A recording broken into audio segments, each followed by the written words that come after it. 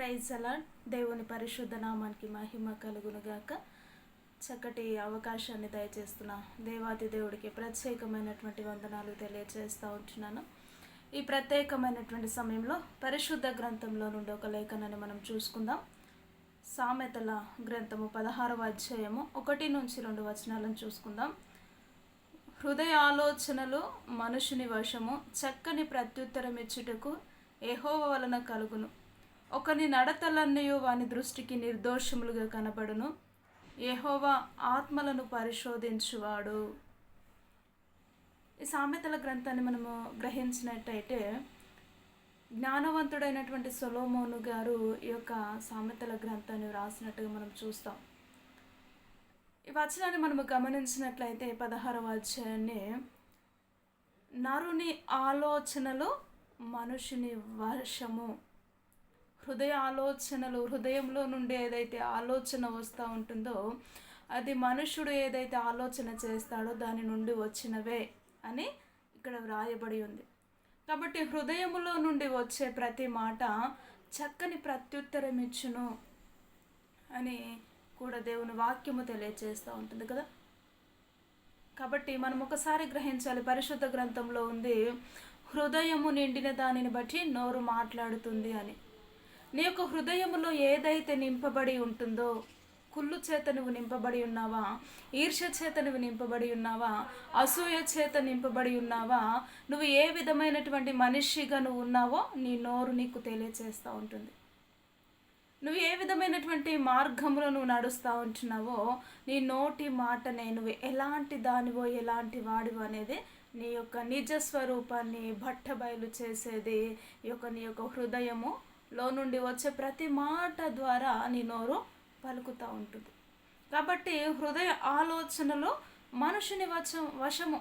నువ్వేదైతే ఆలోచన చేస్తూ ఉంటావో ఆ యొక్క ఆలోచన మంచిదై ఉంటుందా చెడుదై ఉంటుందా దాన్ని బట్టి నువ్వు ఎదుటి వారికి ప్రత్యుత్తరం ఇస్తావు అని.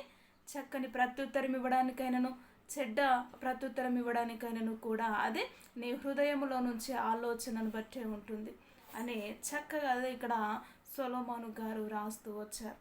కాబట్టి ఒకరి నడతలన్నీ యెహోవా దృష్టికి నిర్దోషముగా కనబడును. యెహోవా ఆత్మలను పరిశోధించువాడు. ప్రతి ఒక్కరి నడత ఏ విధముగా ఉంటుందో అది దేవునికి తెలుసు. ఆయన ఆత్మలను పరిశోధించువాడు. కానీ ప్రతి ఒక్కరు అనుకుంటారు, నేను నడిచే మార్గము నాదే రైట్, వేరే వాళ్ళది రాంగు, నేను చెప్తున్నదే రైట్, నేను నడుస్తున్న మార్గమే రైట్ అని చాలామంది అనుకుంటారు. కానీ అది కరెక్ట్ అయినటువంటిది కానీ కాదు. దేవుడు అంటున్నాడు, ఎవరైతే ఆత్మలో యెహోవా ఆత్మలను పరిశోధించువాడంట.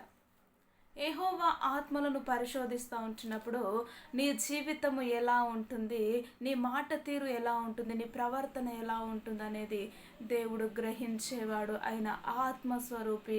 నీ యొక్క హృదయం ఏంటో ఆయనకు తెలుసు. ఎవరికి వారి నేను మంచిదానిని, ఎవరికి వారి నేను అదే ఇది అని వారి వారి వారి వారి వారి మాటల ద్వారా వారు చెప్పుకుంటూ ఉంటారు. కానీ దేవుడు అంటున్నాడు, నీ హృదయము, నీ ఆలోచనలు నావై ఉన్నవి కదా.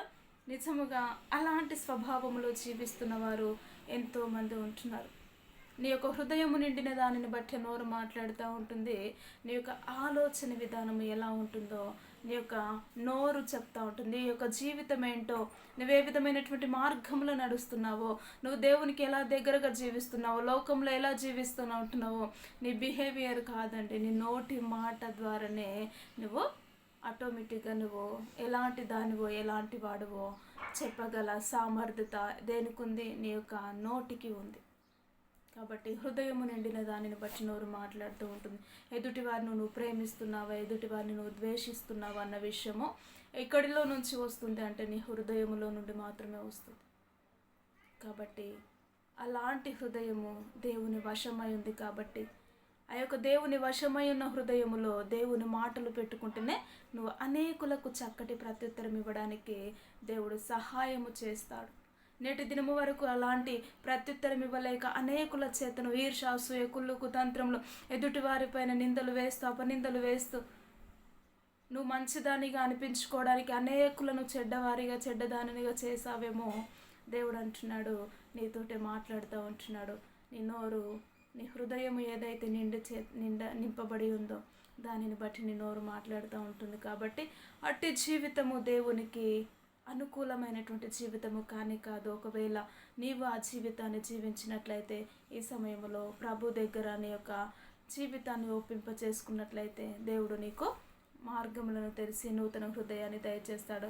అందరం కళ్ళు మూసుకున్నట్లయితే ప్రార్థన చేద్దాం. సకల ఆశీర్వాదములకు కారణభూతుడా నీకు వందనాలు.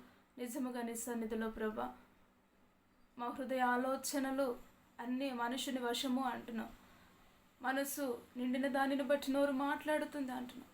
ఒక మనిషి ఎలాంటి వారో చెప్పడానికి ప్రభు నోటి ద్వారానే వారి జీవితను, వారి బ్రతుకును చెప్పవచ్చు.